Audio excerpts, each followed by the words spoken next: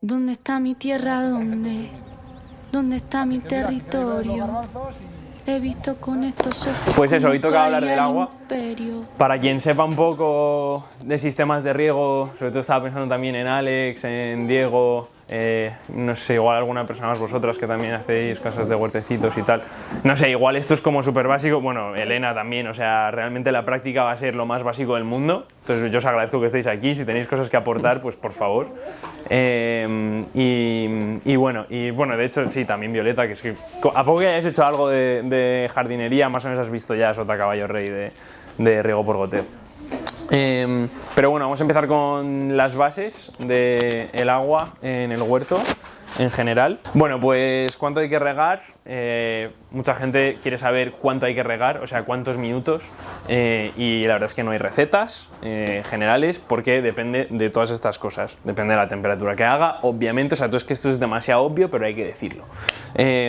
Depende de la temperatura que haga, pues habrá que regar más o menos, depende de la humedad y de las precipitaciones, o sea, si ha llovido recientemente, pues obviamente estará la tierra más húmeda y no habrá que regar, o no habrá que regar tanto, el tipo de tierra y la textura, que esto, pues hablando de la tierra también nos hemos quedado un poco con la copla, las tierras arcillosas, pues retienen mucho más la humedad, por ejemplo, Diego en Valdemorillo tenéis que regar en verano una barbaridad, ¿no? Bueno, gastando mucha agua, la verdad. ¿En verano estáis en una vez solo? Sí. Ah, vale. Unos 40 minutos de riego por goteo. 40 minutos, vale, una vez, pero 40 minutos. Claro. Vale, sí, yo en sitios con ese tipo de arena, como igual son 2 veces, pero 15-15 o 20-20 o lo que sea. O sea, que esto realmente es fácil subestimar la diferencia que hace el tipo de tierra.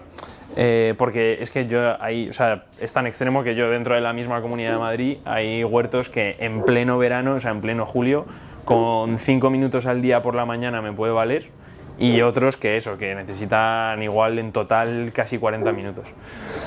Claro que cuando hablamos de minutos es una generalización que tampoco vale porque también depende del caudal que tengamos y el tipo de riego que estemos usando. Una planta al principio, o bien nada más sembrar o bien nada más trasplantar, vamos a tener que asegurarnos que permanece la tierra húmeda durante pues, esa fase inicial de implantación. Perdona un momento. Sí, dime. No sé si lo has dicho, que depende o sea, estamos dando por hecho que es riego por goteo, porque también depende del sistema de riego. Sí, claro, depende del sistema de riego. Aquí estoy generalizando, no estoy dando por hecho que tenga que ser por goteo, pero sí, totalmente.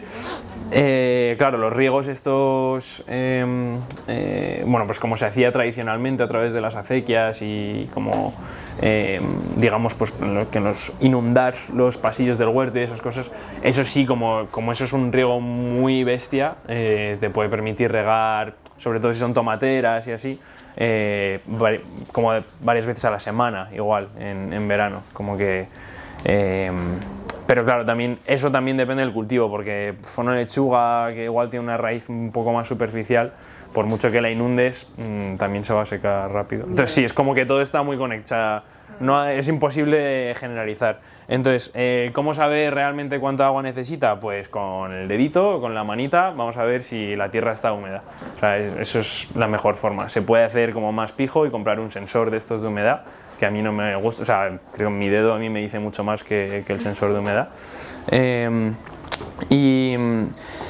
O sea, número 1 es cómo está la tierra, para saber si hay que regar, y número 2 es cómo están las plantas. Las plantas nos van a dar una indicación de que pasa algo, pero no es siempre obvio porque la planta esté de una forma, realmente necesita agua, por eso lo primero es ver cómo está la tierra.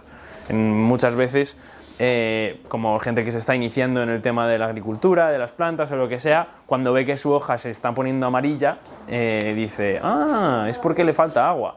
Y igual se está poniendo amarilla por cualquier razón, entonces le da de beber y se convierte en una pecera su huerto. Y muchas veces las acabamos matando porque les estamos dando demasiada agua, porque estamos pensando que, bueno, mejor que sobre que no que falte. Y realmente con el riego no es mejor que sobre que no que falte, es lo justo, es lo ideal, y eso lo sabemos pues tocando la tierra, que luego si queréis pues podemos ahí divertirnos cogiéndola y tocándola un poco para ver el estado de la humedad y demás. Y cómo están las plantas nos puede engañar un poco, porque aquí esta foto la hice yo, que no sé, creo que la puse aquí en más grande, sí. Es del huerto de un hombre que además lleva mucho tiempo pues, en esto de cosas de ecoaldeas, además, es una persona como bastante referente. Creo que ha contado algo más curioso. Sí, Parece ser. ¿Sabes lo que es? Césped artificial. Es en pleno verano en la Comunidad de Madrid, un acolchado de césped artificial rodeado por hormigón, ladrillos, grava, o sea, esto es una batería, o sea, es hostilidad, o sea, bastante bien está la calabaza, ¿sabes?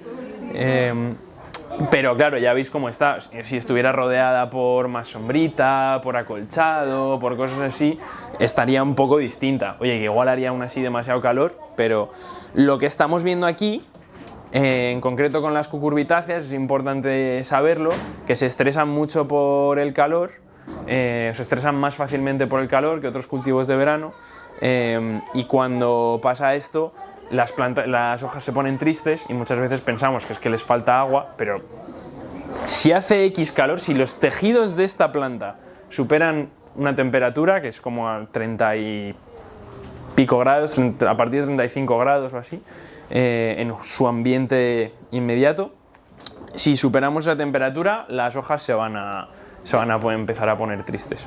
Eso es por cómo está priorizando los recursos la planta.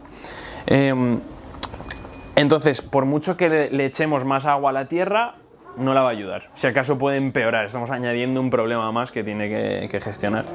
Lo que sí que ayuda, ya lo dije hace unas semanas, rompiendo un poco con cosas que damos por hecho, es el tema de regar las hojas. Cuando hablamos hace unas sesiones, no me acuerdo en qué sesiones, que salió el tema de regar las hojas, pero eso está prohibido, si vas a quemarla, no sé qué. Y os compartí que desde mi experiencia, conocimiento y todo lo que he podido ver, eso no es así. Y realmente, pues igual que tú cuando tienes mucho calor, si te riegan, el contacto con el agua reduce la temperatura en la superficie de tu cuerpo. Lo mismo le pasa a las plantas. Por supuesto puede haber otras consideraciones, que no sé si me suena que preguntabas tú, Elena, ¿no? Por el tema de hongos y tal, pues ahí ya según qué cultivo, si es un cultivo que ya tiene hongo, que es muy susceptible al hongo, pues puede haber una consideración, pero siempre va a ser mejor prevenir el estrés de la planta, que en este caso lo podemos estar haciendo regando la superficie de las hojas. Eso va a ser mejor para la salud de la planta y por tanto se va a hacer menos susceptible a plagas en general. Ahora, si hay un hongo que ya está instalado, pues ahí es donde, pues obviamente si hay una plaga, un hongo que ya está instalado, pues igual si le estamos dando mucho agua a las hojas, pues igual lo estamos promoviendo un poco. Pero yo diría que una de cal y una de arena, porque si estamos reduciendo su estrés, le estamos ayudando muchísimo a la planta realmente. ¿Recomiendas algún momento del día? Sí, cuando más calor haga. Sí, a tope. Hay incluso agricultores y además en modo ecológico, regenerativo y estas cosas que tienen aspersión solo para este momento del día. ¿Mejor riego que sombreo? Son dos alternativas válidas y compatibles. Pues como estamos hablando del agua, pues hablo de esto, pero total, el sombreo les quita también bastante calor con la incidencia de la radiación. Yo la verdad es que no tengo muy buena experiencia con eso. ¿Con el sombreo? Con echarle agua a las plantas cuando hace calor. ¿Y cuál es tu experiencia? Pues que el agua se calienta un montón cuando están las plantas mojadas, que la superficie del agua está en contacto con el sol y empieza como a hacerse una sopa, sí, la planta viva como cocinándose. Vale. Yo te digo, las prácticas que conozco de agricultores que se dedican además, que producen y tal, sobre todo en modo market garden, ¿sabes? Como en ese tipo de sistema, en distintos lugares, y lo que he visto yo que, mira, prestarle atención a nada más, o sea, es lo que ven mis ojos y bueno. Pero el caso es que el contacto con el agua siempre reduce la temperatura superficial. O sea, lo mismo, creo que el mejor ejemplo es pensad y acordaros si vosotros estáis en medio del desierto, tenéis un calor del copón en medio del verano, lo que más os puede aliviar, más incluso que poneros a la sombra en un momento concreto, es un chorrazo de agua. Ahora, yo estoy seguro, o sea, estoy convencido por todo lo que sé de cómo se comporta el agua y cómo se comportan las plantas y es que lo he intentado. O sea, además yo cuando, por ejemplo, hice este vídeo, estaba haciendo la pregunta, ¿será verdad no, voy a poner la cámara cerca y voy a observar la gota, o sea, me voy a fijar en si la gota realmente quema o no quema. Y yo, o sea, lo único que observé, que es lo que observo siempre, es que la planta pasa de tener un síntoma de que está sufriendo estrés y ya no puede priorizar los recursos de la misma forma, a mostrar que se está que está pudiendo dirigir los recursos a la fotosíntesis y a que sus tejidos vasculares estén erguidos. Sobre todo lo has probado en cucurbitáceas. ¿Qué otros cultivos también lo has hecho? ¿Lo has hecho prácticamente en toda la huerta o has tenido como más ímpetu en aquellos que ves que sufren más estrés? Sí, cucurbitáceas y hoja, todo lo que sea de hoja. Todo lo de hoja. O sea, Sí. en solanáceas no has probado, o en coles o... O sea, sí, pero no he tenido la ocasión de observar de una forma tan obvia su efecto porque no son tan delicadas. Pero sí, yo cuando cojo y hago así para aliviar el calor en el huerto a mediodía, se lo doy a todo. Igual que sean flexibles que dirán, no sé. Eso, pero las flexibles es donde más se observa el beneficio. En las lechugas, por ejemplo, ¿sabes? Que están ahí al límite, se observa un montón el beneficio. Y además las lechugas, por ejemplo, sabes que no tienen muy poca susceptibilidad de problemas de hongos y tal, o sea que ahí sabes que no hay... En general, los cultivos de hoja vas a tener como casi cero riesgo a la hora de hacer eso. Pero me parece como que es una forma de riego poco eficiente, o sea que el agua que echas hay mucha que se evapora, o sea no se aprovecha ese agua igual que el goteo. Casi al 100%, de hecho no es una forma de riego. Para mí es una forma de aliviar a la planta. Sí, es refresco, es usar agua para refrescar. Eficiente porque le estás mejorando esa salud a la planta. Sí que es verdad que habrá que ver las condiciones y habrá que ver qué huerto concreto, qué temperatura, que muchas variables, pero si tú dices de otra forma no tengo pepinos, es eficiente porque estás haciendo que tienes tener pepinos. Claro. Al final no es la eficiencia de riego, pero es que no es un riego. Claro. No es un riego, claro, es que Claro. es eso. Claro, es que al final es eso. Y es preferible para el comportamiento de la planta, no sé si lo habéis observado, espaciar los riegos, o sea, poner por la mañana y por la tarde un riego de menos, pero que tengan menos horas de que hayan tenido ese aporte hídrico, o hacer un aporte hídrico muy tocho y dejarlo mucho tiempo, ¿no? Es como que a mí se me ocurre más espaciar y lo que he observado mejor es espaciar, pero no sé qué experiencia habéis tenido vosotros, si preferís como darles tiempos separados, aunque no hay una receta y lo que tú has dicho, pero un poco como, sí, a lo mejor para la salud de la planta es mejor como espacio, ¿no? Hombre, a mí lo primero que se me ocurre es que depende del tipo de cultivo, porque hay algunos que tienen la raíz mucho más superficial, a lo mejor le viene bien más riegos espaciados y a lo mejor pues las que tienen más raíz profunda, pues con un riego potente le llega más abajo. Sí, yo más o menos, esa es la lógica más o menos que suelo usar, como en función de la planta y el sistema radicular que tenga. Y como ahí también, pues como por simplificar que me gusta hacerlo, siempre distingo como entre perennes y no perennes. Porque básicamente las plantas perennes pues son las que van a tener un sistema radicular que va a ser, cada año va a ser más extenso, entonces claramente ahí sabes que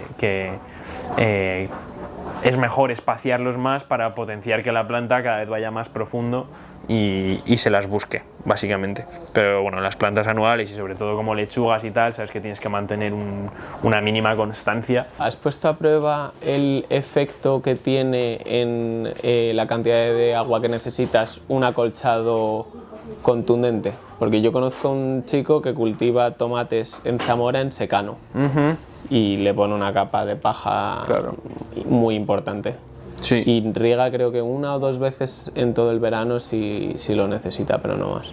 Yo he tenido tomateras también, o sea, además de forma anecdótica que sistemática, pero de forma anecdótica he tenido bastantes tomateras que se han apañado con poca cosa, son las que suelen salir de forma espontánea, que Diego también has compartido alguna vez, ¿no? ¿De dónde salían esas tomateras? En Valdemorillo, por ejemplo, ¿tenéis un buen acolchado? Se intenta, sí, sí. Y aún así tenéis que regar 40 minutos. No... Sí, de momento sí. De momento. Vaya. Pero porque también en la tierra es como más es muy arenosa, sí, sí. Es que claro, justo estamos como intentando hablar del agua y encontrar como recetas bueno, es imposible. Yo creo que todos los que estamos ahí regando plantas, ¿no? Creo que es imposible. Pues mucha intuición dentro de eso, ¿no?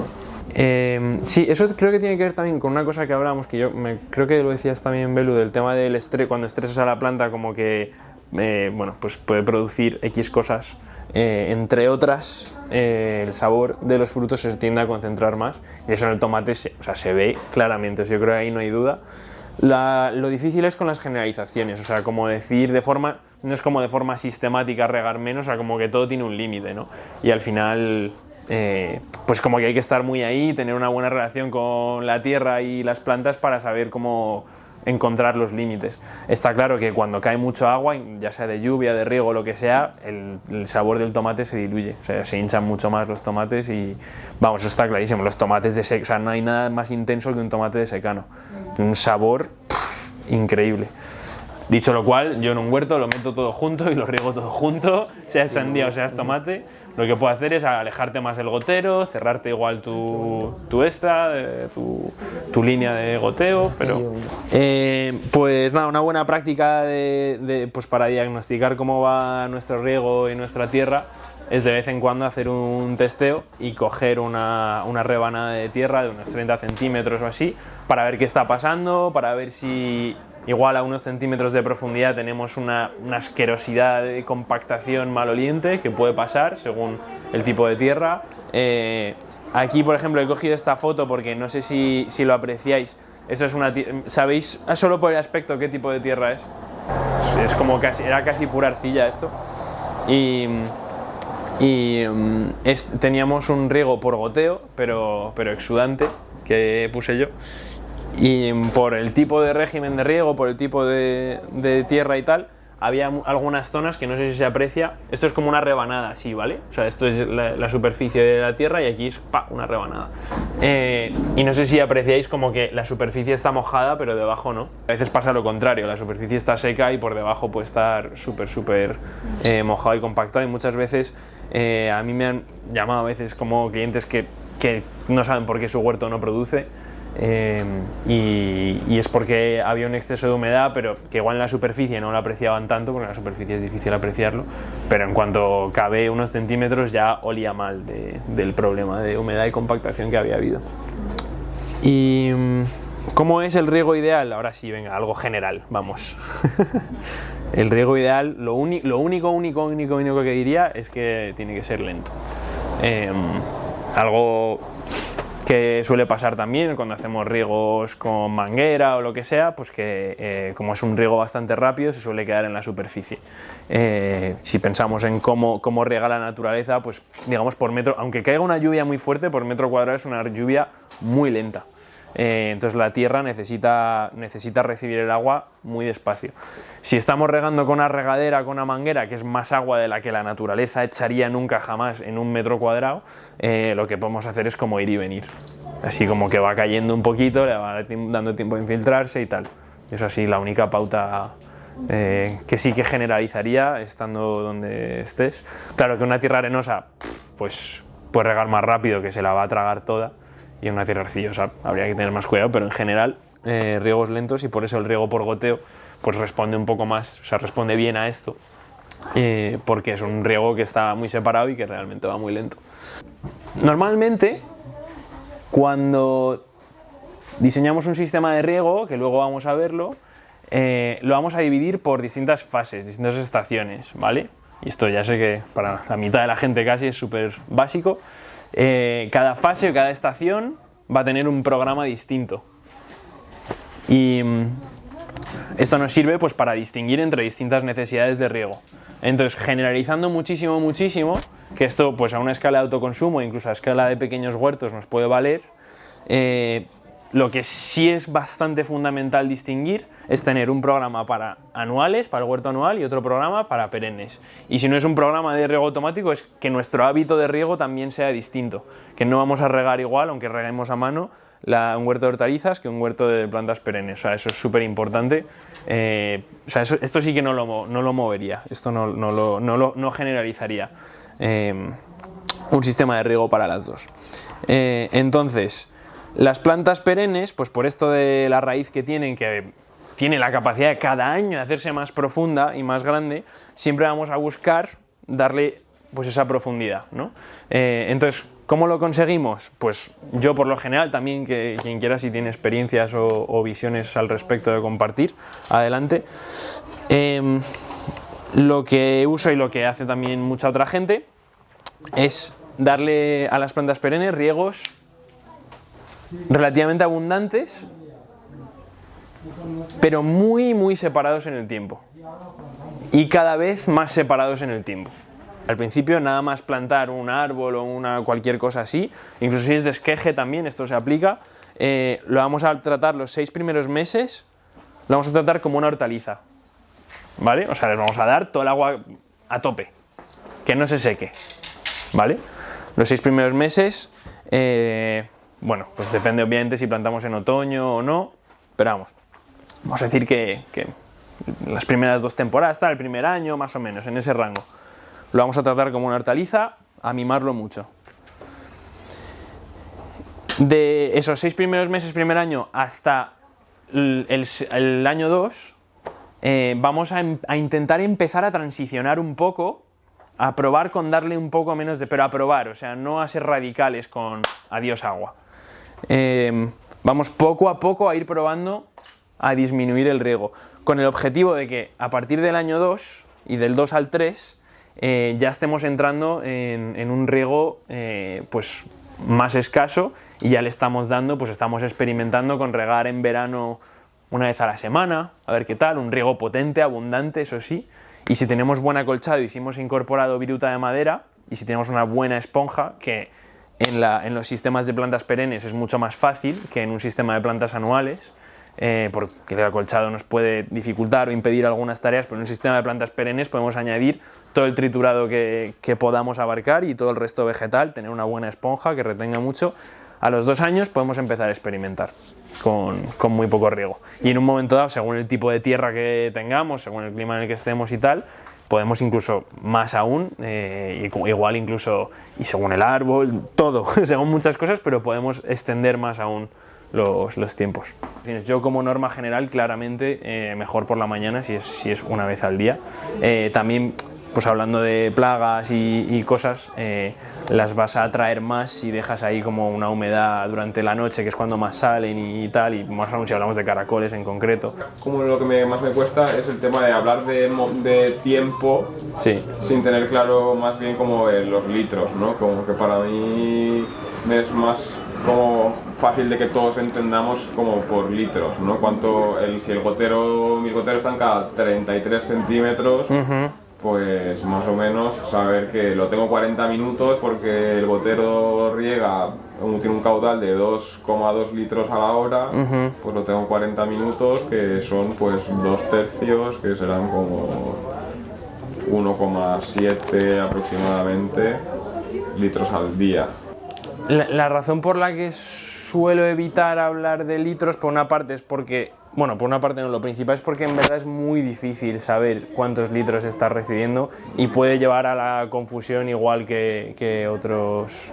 O sea, puede llevar más a la confusión por pensar que lo sabes y que en realidad no, porque lo que yo he visto es que en las tuberías de goteo, y en un exudante no te cuento, en realidad, o sea, te pueden decir que tiene un caudal de 2,2 litros la hora, pero depende totalmente de la presión que tengas. Claro, sí. O sea, yo en uno que se supone que tiene 2,2, yo he visto un chorro que ahí no son 2,2, ahí son 5. Y si tienes la presión justa, igual es 1. Entonces, como que...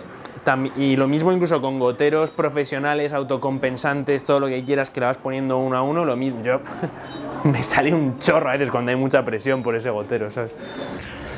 Yo es verdad que siempre tengo la ocasión de aplicar mucha materia orgánica y como que eso se nota mucho. Si es materia orgánica ya, no en forma de acolchado, que también, pero pues eso, como compost y tal, que yo siempre que meto que monto un huerto, que instalo un huerto, de primeras hay un muy buen aporte de materia orgánica que la incorporo directamente, como hemos hecho ya aquí. que yo suelo aplicar más de un poco más de la cantidad que hemos aplicado aquí. Y es verdad que eso junto con el acolchado es verdad que se nota bastante. Estaba pensando que a lo mejor podíamos tener en la cabeza, aunque no queramos generalizar, pero que intentemos tender a que esos sean los máximos de riego, ¿no? Una lluvia rápida no... Si la tierra está seca, sobre todo, que la tierra cuando se seca, esto ya lo hemos dicho en algún día de la formación, se vuelve hidrofóbica, como que repele el agua, tienes que hidratarla mucho para que vuelva a admitir bien el agua. Pues eso, no hay que fiarse de una lluvia rápida. No cambiaría el régimen de riego si cae en 1 o 2 milímetros.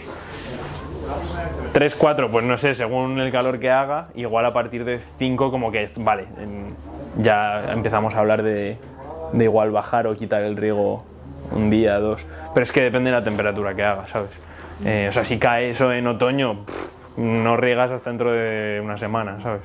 O 2, como que depende de un montón de cosas. Yo aquí, insisto, sigo con cosas como muy generales. Acordarse de bajar el riego después de verano, que muchas veces ese es el problema, la raíz de muchos problemas, que la gente tiene un riego loquísimo en verano y luego como que entra el otoño y como que siguen con ese riego y con tener como 2-3 semanas de un riego pues de eso, de 10 minutos 2 veces al día, cuando en verdad ya hasta llovido, eso ya es una locura, que también les pasó en el huerto comunitario de Las Rozas. Han tenido el riego puesto todo el invierno, 5 minutos al día, con el invierno que ha hecho. Yo les he dicho, ya vais mal, o sea, yo lo siento, pero ya vais mal, ya tenéis que hacer ahí una operación para descompactar un poco en profundidad con la laya o como podáis, porque seguro que ahí la habéis liado. Y eso es bastante común, entonces bueno, es muy obvio, ya lo siento, pero muy importante. Y nada, que a mí me pasó una vez en este huerto que me lo dejaron, una parcelita ahí como entre Madrid y Toledo, parcelita de 25 metros cuadrados, tenía una maravilla de huerto, la envidia, vamos. Y un día que estaba ahí como cambiando el programador que tenía puesto, no sé qué, me lo dejé en on y estuvo toda la noche abierto. Y adiós todo, de una. O sea, realmente un exceso de riego, y es un exceso radical, pero un exceso de riego, o sea, que realmente adiós todo. Vamos, en concreto, o sea, los hongos se cargaron una huerta que estaba súper sana. No fue como que las plantas se murieran inmediatamente, fue que se llenó todo de hongos después de esa noche. Y mira que esto era en pleno verano, hacía mucho calor y tal. Estos los típicos síntomas que se pueden empezar a ver de hongos. Y bueno, si regamos mucho también algunas hojas hacen esto, que en vez de entristecerse se pueden poner un poquito para arriba. Pero eso, no es o sea, no siempre que vemos esto, por ejemplo en una tomatera no hay que fiarse porque pueden ser muchas veces se arruga para arriba la hoja, puede ser por muchas razones. Y nada, bueno, pues así un repasito general de los principios y las cosas a tener en cuenta, errores a anticipar. Hay una cosa muy importante que habría que hacer al principio, que es medir la presión de donde vayamos a sacar el agua. Muchas veces a ojo nos podemos hacer una idea de cómo sale, o sea, yo a ojo digo, vale, abro un grifo o lo que sea de ese sistema y digo, pues ya sé si me vale o si no, más o menos. Y si hay un poco demasiado también me puedo hacer una idea, ¿no? Pero para ser un poco más exactos, pues tenemos un manómetro, que es esta herramienta, que le he metido aquí 8000 empalmes para conseguir acoplarlo a la tubería que vamos a usar a ver qué tal, porque aquí nunca he abierto el agua, no sé qué tal lo vais. Pero esto es importante porque las tuberías de goteo se supone que con una presión superior a 2 bares ya los estamos agobiando, estamos estresando, bueno, que es demasiada presión y vamos a empezar a ver que se saltan todas las juntas, los empalmes y todo eso. Entonces, si sabemos que tenemos más de 2 bares, pues lo ideal sería ponerle un reductor de presión para un sistema de goteo. Y eso también está condicionado por el tamaño del sistema. Si el tamaño es muy grande del sistema, digamos que la fuerza del agua se va a diluir. Donde compro el material de riego, que a partir de 50 metros de tubería ya no necesita reducir presión porque con el propio sistema ya se reduce. 50 metros nada más, sí. Pero de tubería de goteo. Goteo. Ah, vale. Sí. En todo caso, como muchas veces la vamos a pillar de algún tipo de sistema existente y si no vamos a crear el sistema, y ahí es donde tenemos que pues, distinguir entre las tuberías de suministro, ¿vale? Y distribución, que tienen un gramaje, un grosor que está preparado para estar cargadas de presión todo el rato, ¿vale? Esa es la diferencia principal.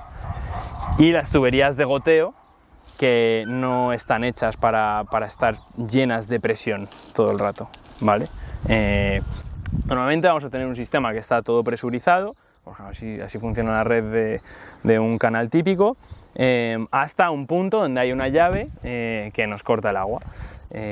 Y ahí es donde podemos abrir o cerrar. Ya puede ser el grifo de tu casa, puede ser una manguera que tengas en el jardín, o puedes tú encontrar la tubería de suministro y crear en cualquier punto un grifo. Normalmente para un sistema relativamente casero con 32 nos va a valer, más que eso no hace ninguna falta, y en verdad con 20-25 nos apañamos para muchas cosas. Y el que sea más grueso es para que tenga más entrada de agua más rápida y presión. Sí, o sea, va a soportar más cantidad de presión, normalmente cuanto más grueso, o sea, cada uno cuando vas a comprar un tubo te dice qué rango de presión puede soportar. Por una parte puede soportar más presión y por otra, si es un canal bastante largo, pues no pierdes fuerza, no pierdes presión. Pues si estás llevando como por esta tubería, por ejemplo, de la otra punta de la floresta a esta, aquí va a llegar un chorrillo, ¿sabes?, que no te va a dar para mucho. O sea que para un tramo largo, cuanto más grueso el tubo, más vas a conservar el caudal y por tanto también más presión va a llegar al final de ese sistema. Tubería ciega, ¿vale? Ahora vamos solo a los 16 milímetros, ¿vale? Estos son 16 milímetros. Esto es tubería ciega, que es tubería sin agujeros, que solo lleva el agua de un sitio a otro. Tubería de goteo, ¿vale? Y esta en concreto tiene los goteros cada 33 centímetros. Hay dos tipos de distancias de tubería de goteo, está 33 y está 50, si no me equivoco, que es la que tenía puesta José Francisco. Hay distintas calidades de estas tuberías y eso se nota un montón. Si una calidad un poco mejor puede aguantar muchísimos años, una calidad un poco peor va a aguantar un poco menos. Os tengo que decir que esta es de las de un poco peor, es la del Obramat, es la que tiene el Obramat realmente, y se nota un montón solo al tacto. También son más fáciles de trabajar, los que son más duras aguantan más, pero son un poco más difíciles de trabajar. Entonces, tubería ciega, tubería con goteros o tubería de goteo. La tubería exudante, para quien no lo sepa, es como un tejido de poros y cuando se hincha, que si todo va bien lo vamos a ver luego, todos estos poros, pues como bien dice su nombre, sudan. O sea, si tuvieras un marco más alejado clásico de 30 o 50 centímetros, podrías pensar que estás perdiendo agua entre medias con uno exudante, que no la estás perdiendo porque estás hidratando el suelo. Estás ¿no? hidratando el suelo. Contrapartida principal del riego exudante es que no te permite hacer curvas. Tienes que ir en tramos rectos. Entonces, este es casi más obvio, ¿no? Aquí tenemos una salida del suministro y le vamos a poner aquí una E, ¿vale? Y ya está. Entonces aquí de hecho este lo tenemos súper guay, ya está listo, aunque esta llave, bueno, supongo que eso nos servirá, ¿no? Vamos a poner una. Me dicen que espere, pero yo no espero. Quiero comprender el suelo. Habías cogido un... Cuando sé quién soy, no, pero no. Dónde vienen mis abuelos. Qué ganas tenía. ¿Dónde está mi tierra? ¿Dónde está mi territorio? He visto con estos ojos como caía el imperio. Ahora quieren Puedes, o sea, sin contar con nuestras manos. Yo tengo unas cuantas piedras para tapar este agujero. Me dicen que espere, pero yo no espero. Quiero este es el de... el suelo. Cuando sé quién soy, me vienen mis abuelos. Claro. Bueno, aquí hay mucho palo, ¿eh? Me dicen que espere, pero yo no espero. Quiero comprender el suelo. Solo vamos a hacer... Cuando sé quién soy, sí, me pero aquí ya vienen sí mis vamos a plantar abuelos. hortaliza por probar. Para que entre esto. Quería ver territorio. He visto semilla, o sea, estamos haciendo una